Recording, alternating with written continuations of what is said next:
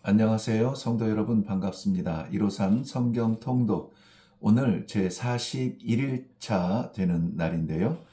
오늘은 시편 52편부터 56편까지 그리고 120편을 읽고 140편부터 142편까지 그리고 사무엘상으로 가서 사무엘상 25장에서 26장까지 이렇게 연대기 순서로 읽다 보니 이렇게 다윗의 형편과 시대 상황에 따라서 동일한 사건과 주제를 가지고 이야기하는 부분을 함께 묶어서 이렇게 읽게 됩니다.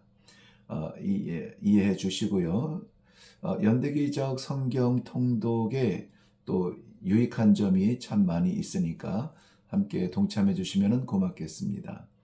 네, 우리 먼저 시편 52편부터 보도록 하겠습니다. 시편 52편은 사울에게 쫓기던 다윗이 다급하게 높당에 있는 제사장 아히멜렉에게 방문해서 제단의 진설병 떡을 먹고 골리앗의 칼을 받아 떠나죠.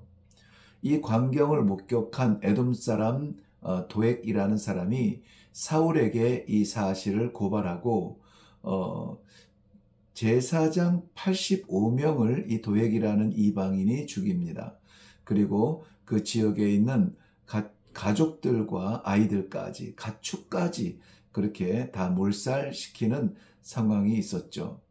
그리고 사람을 해치는 모든 간사한 혀는 5절 말씀에 보면요. 하나님이 영원히 멸하신다 이렇게 말씀하고 있거든요. 도액이 사울에게 이 다윗의 사실을 고하고 그리고 그 결과로 제사장들을 이렇게 85명 그 가족과 지역의 사람들까지 죽인 것을 보면서 사람을 해치는 것은 칼이 아니라 그 칼을 들을 수 있도록 문을 열어준 것이 무엇이냐? 결국은 간사한 혀라는 것입니다. 우리 성도들, 우리 믿음의 공동체 안에서도 이 혀가 정말 하나님 앞에 쓰임받을 때에 귀하고 위로가 되는데요. 악하게 쓰임받을 때도 없지 않아 있다는 것은 우리 모두 다가 스스로 깜짝 놀랄 일들이죠. 아무쪼록 귀하게 쓰임받는 혀가 되기를 바랍니다. 늘 강조하지만 성도의 혀는 진실을 그리고 진리를 선포하기 위해서 사용될 때 가장 아름답다는 것을 기억하시면 좋겠습니다. 8절 말씀에 보면 그러나 나는 하나님의 집에 있는 푸른 감람나무 같다라는 고백이 있죠. 푸른 감람나무는 소생하는 나무입니다. 제 나름대로의 표현이었는데요. 소명과 생명의 나무라고 볼 수가 있습니다. 그래서 우리 모두 다가 이렇게 한번 고백하면 좋겠습니다. 마음속으로 나는 하나님의 집에 있는 푸른 감람나무와 같다. 소명과 생명이 오늘도 우리의 힘이 되기를 바랍니다. 시편 53편입니다. 하나님이 없다라고 하는 어리석은 자, 그들이 저지르는 부패한 그 삶을 보면 성경에서는 가증한 것이라고 말하고 있습니다.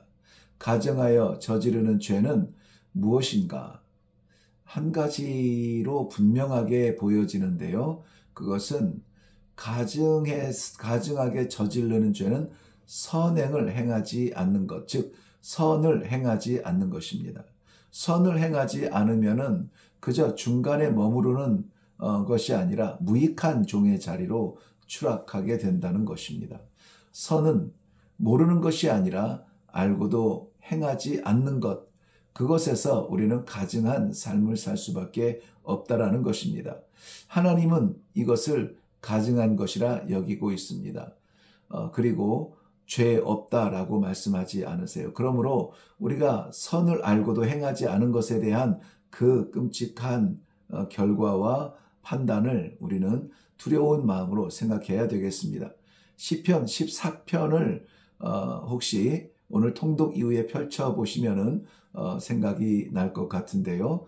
아무쪼록 하나님은 계십니다. 안 계신 것이 아니고, 하나님은 말씀하십니다. 우리가 못 들은 것이 아니고, 하나님은 선하십니다. 우리가 그 선을 행동으로 옮길 수 있을 때 감사하게 여기시고 순종할 수 있기를 바랍니다. 시편 54편입니다.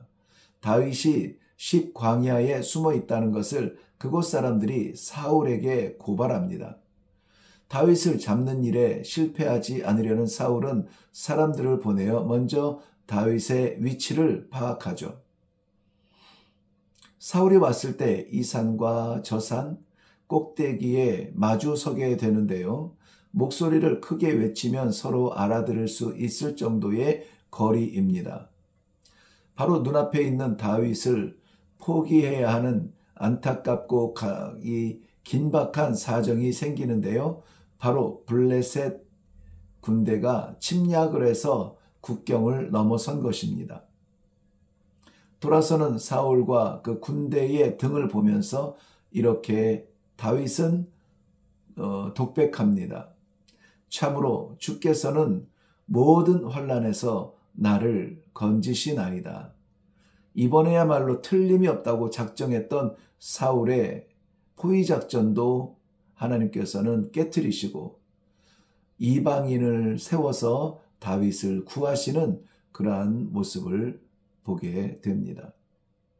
오늘도 수많은 적이 나를 죽이려 하는 그러한 원수가 중요한 것이 아니라 내가 하나님께 붙들려야 된다라는 이 정체성입니다. 시편 55편입니다. 아들 압살롬이 반역을 합니다. 이럴 때에 어찌해야 할지 곁에서 모사가 되어주던 아히도벨도 지금은 압살롬의 곁에 있습니다. 믿을 사람 하나도 없네요. 다윗의 마음이 혼란스럽습니다. 먼저는 4절부터 8절에 보면은 날개만 있다면 비둘기가 되어 도망하여 광야로 들어가 버리면 편할 텐데 도피의 마음이 있습니다. 그런가 하면은 9절과 15절 말씀 보면은 이제까지 평생 동안 적과 싸워서 이겼던 다윗인데 대적의 이 구테타를 일으키는 이 대적의 패망을 보고야 말겠다 하는 이 두 마음이죠. 피하고 싶다, 무찔러야 된다. 이러한 마음마저도 하나님은 품지 말라고 하십니다. 아니, 상태를 보면은 판단이 될 텐데 판단도 하지 말라는 것입니다. 하나님께서 명하신 분명한 일을 함에도 우리는 너무나 짧은 삶을 살지 않습니까? 원수 갚는 것까지 우리가 고민하지 말라는 것입니다. 정말 이것은 체험적으로 선교사로 있거나 목회를 하거나 사탄이 가만히 있지 않을 때에 이런저런 모양으로 사람을 통해서 시험을 주고 넘어뜨리려고 할 때에 내가 어떤 리액션을 취한 것이 아니라 그저 하나님 앞에 내 존재와 그리고 내 사명과 하나님께서 맡기신 삶에 대하여서 내려놓을 때 내가 아니라 하나님께서 응답해 주시고 해결해 주시는 것을 참 많이 보았습니다. 다윗도 그러한 마음으로 오늘 시편 55편 22절에 이렇게 기록을 하는 것입니다.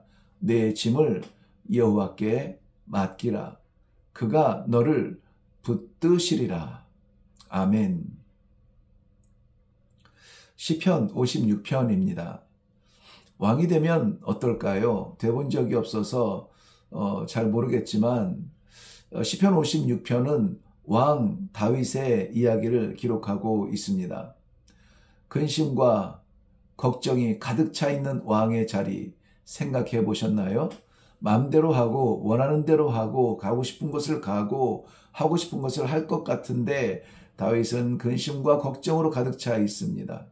삼키려는 자와 치려는 자와 압제하려는 자. 그렇지만 다윗은 해결책을 알고 있죠. 그 답이 무엇이죠? 8절 말씀에 내려가서 보시면 나의 눈물을 주의 병에 담으소서. 당시의 왕들의 특이한 습관들 가운데 눈물을 흘릴 때 작은 병 같은 데에 호름병 같은 것에 자기의 눈물을 담아 간직하는 그런 왕들의 이야기를 들었는데요. 다윗도 그런 이야기를 하네요. 그렇지만 다윗의 고백은 다른 의미가 있죠. 여지없이 여호와 하나님께 나아가 아뢰는 것을 택합니다. 그리고 기대합니다.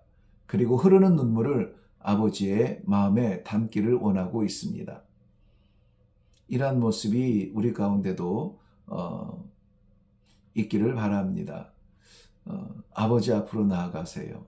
기도의 자리로 나아가세요. 시편 120편입니다. 시인은 환난 중에 살고 있는 것 같아요. 그 환난은 입술에 말로 인한 괴로움이었는데요. 거짓말, 속임, 비방, 장사의 화살과 같이 심장을 찌르고 쪼개는 그러한 말들. 왜 이런 고통을 당하며 살까요?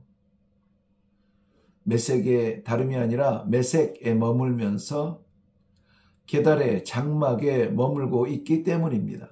거기에서 뛰쳐나오든지 그곳을 변화시키지 않으면 환난은 떠나지 않을 것입니다. 우리가 있는 자리에 익숙하여 하나님의 뜻을 잃어버린다면 우리는 언제든지 이렇게 작은 동굴, 작은 입술 말로도 시험에 빠지며 죄를 짓게 되고 하나님의 영광을 가릴 수밖에 없는 연약한 존재들이라는 것입니다. 말에 정함이 없는 사람들은 메색과 계달, 즉 야만인으로 표현되어지고 있습니다. 시편 140편입니다. 포악한 자에게 둘러싸인 다윗의 위기입니다. 하나님은 나를 지키시는 분이시라. 1절부터 8절까지 끊임없이 하나님께서 나를 지켜주신다라고 되뇌이며 독백하는 모습을 보는데요. 왜냐하면 하나님은 악한 자들을, 포악한 자들을 패망하게 하실 분이라는 것입니다. 바로 9절부터 11절까지 다윗이 믿는 하나님을 고백합니다. 그래서 이렇게 말하죠. 내가 알거니와. 여기 알거니와는 믿거니와 동일한 의미인데요. 내가 믿거니와 하나님은 내 편이시라. 다 떠나간 그 자리, 의지할 수 있는 사람이 아무도 없는 그 자리에 아니요, 여전히 영원히 떠나지 아니할 세상에 가장 강력한 그러한 능력자 하나님이 내 편이신 것을 믿을 수 있기를 바랍니다. 시편 141편입니다. 죄의 유혹에서 자유할 사람은 아무도 없습니다. 찬송의 사람 다윗도 내 입술의 문을 지켜 주옵소서 기도하고 있습니다.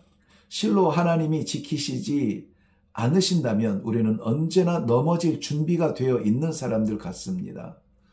진수성찬일지라도 악인의 자리에 함께하지 말게 하옵소서.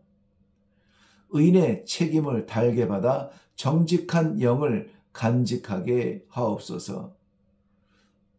기도의 찬양 소리였습니다. 시편 142편입니다. 제목을 보면 다윗이 굴에 있을 때 지은 시라는 것을 알 수가 있겠죠. 사울에게 쫓겨다니는 위태로운 시간들, 계속되고 밀고자들은 계속 연이어 밀고를 하고 있고 환경은 점점 어려운 환경 속으로 들어가는 것 같습니다. 다윗은 다시 한번 확인을 합니다. 나의 피난처는 오직 나의 여호와 하나님뿐이라는 것입니다. 이 정도면 환난도 기쁨이 됩니다.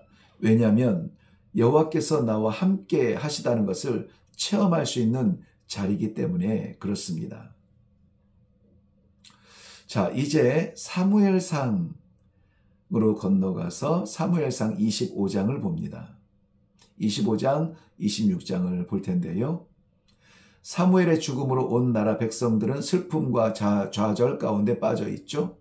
그러나 그런 인물, 사사요, 선지자요, 제사장이었던 사사시대와 왕정시대를 이어주는 그런 하나님의 종의 죽음. 그런데 단 한 줄로 충분합니다. 구약판 어리석은 부자 나발과 지혜로운 그의 아내 아비가일의 이야기가 이어서 나오죠. 나발은 보호받은 자기의 재산을 지켜준 다윗을 그리고 그의 사람들을 수치스럽게 돌려보낸 이야기가 나옵니다. 은혜를 악으로 갚은 사람입니다. 다윗은 나발을 죽이려 하지만 하나님은 그의 손에 이런 사람의 하찮은 피까지 흘리게 하지는 않습니다. 그것을 위해서 보낸 사람이 누구냐? 바로 아비가일, 나발의 아내였습니다. 다윗은 아비가일을 통하여 하나님의 뜻을 깨닫게 되고 죄를 짓지 않을 뿐만이 아니라 오히려 찬양을 하게 되죠. 여전히 어리석은 나발은 그의 부요와 함께 죽음의 밤을 달리고 있습니다. 사무엘상 26장입니다.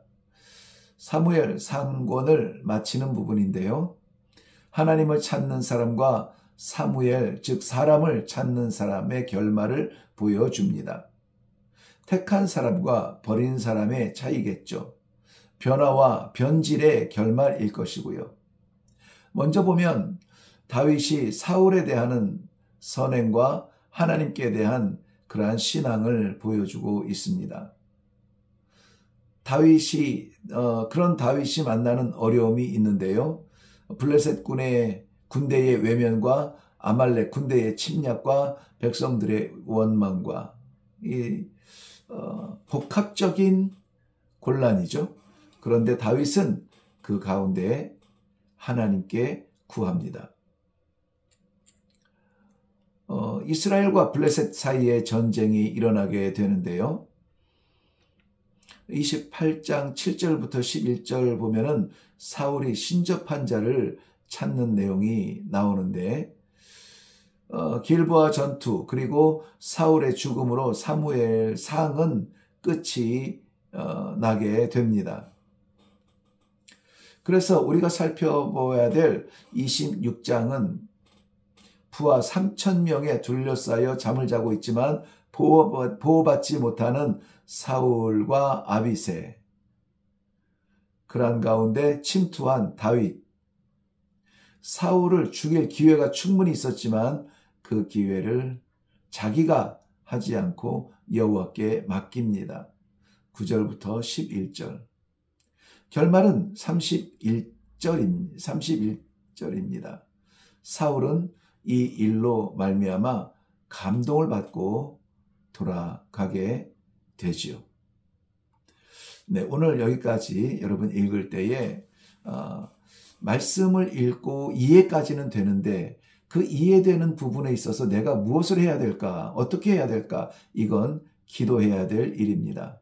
기도할 때에 하나님께서 말씀의 은혜와 인도하시는 기도의 능력을 체험하게 될 것입니다.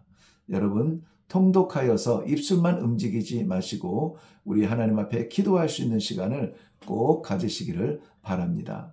내가 무엇을 해야 될지, 어떻게 해야 될지 우리 하나님은 반드시 응답해 주십니다.